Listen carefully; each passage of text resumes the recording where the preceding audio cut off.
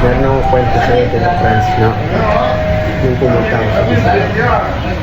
Kasi, sa bundok. Hindi, yung kaibigan ko, bundok daw yung remote area. Talagang, ang tawag ito, pabundok talaga, rough road, hirap ang buhay doon.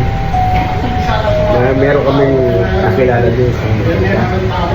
Sa Bisaya. Kasi usap pala eh, parang, ayaw yung mga ibig skills mo, parang, sabi nung kaibigan ko, pastor, yung parang nagiging aso talaga. Parang ito yun eh. Kaya nga, ito nga nakita ko yan eh. Kasi yung kasama niya, Bisaya Campus. Yan ito. Ibig spirit na. Nangyari, may nakilala kami. May nakilala ko din sa Bisaya. Sa Matanda. Sabi niya dito, Franz, sa akin, "Bah, kilala kita." Siyempre, ngayon pala kami nagkakita. Kilala kita. Hindi, sino po kayo? Hindi, kilala kita. Sabi na. Napapag-usapan natin kasi totoo yun. Sabi na isang kong pastor, diba? Yung mga dati kang nasa. Ito. Grabe na. Hindi mo magkilala. Hindi po ako.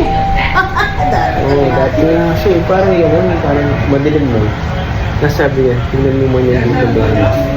Meron kong ano dyan, parang marka, sabi niya. Tingnan mo, anak, nakakatakot ka mo. Yung mga anak, yun yung mga sign, anak. Tingnan mo nga, Tita Franz, kung merong ano, merong... Wala! Tingnan mo lang, kung merong marka.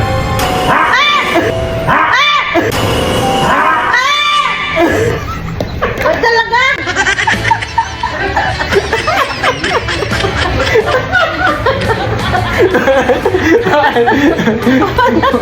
Dati yung aso. Dati ka nga. Ay, siya, yun naman. Pero totoo yun, Tita Franz. Ayun. Pero totoo yun, Tita Franz. Dati yung aso.